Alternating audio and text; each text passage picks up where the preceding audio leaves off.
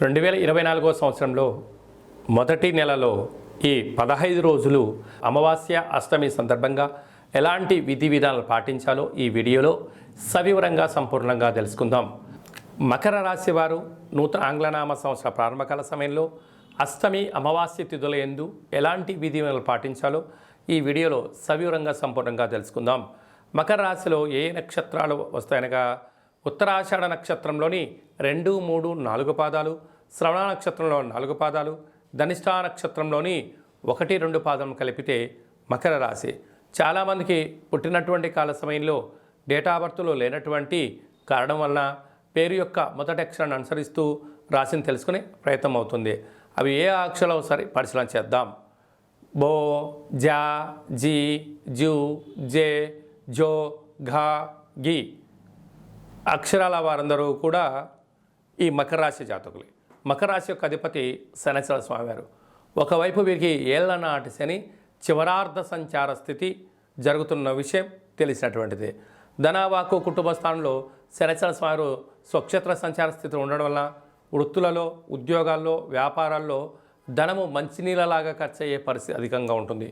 కనుక ఖర్చులను నియంత్రించడం, ఓపిక, పట్టుదల, సహనం ఉండడం వల్ల రాబోయే కాలంలో స్థిరచరాస్తులను కాపాడుకొని దాంట్లో విజయం మీ సొంతం అవుతుంది.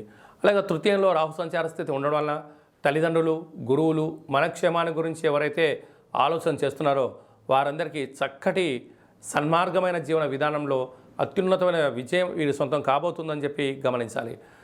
విశేషంగా వీరికి అర్ధాష్టమ గురువు చిన్న చిన్న విషయాలకు ఆందోళన, చిన్న చిన్న విషయాలకు అలగడం, ఏదో జరిగిపోతుంది, నన్ను ఎవరు పట్టించుకోవట్లేదు అనేటువంటి భ్రమలో ఉంటారు. అలాంటిది ఎక్కడ ఉండదు. కాలము అనేది చాలా విలువైంది, చాలా బలమైంది.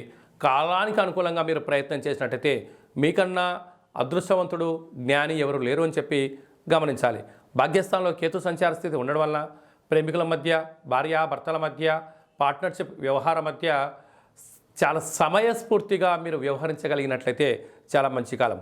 లాభస్థానంలో బుధ శుక్ర సంచార స్థితి అన్నింటా విజయం మీ సొంతం. బంగారాభరణాలు, నూతన వస్త్రాలు, గృహాలు, షేర్లు, క్రయ విక్రయాలు యోగదాయకం.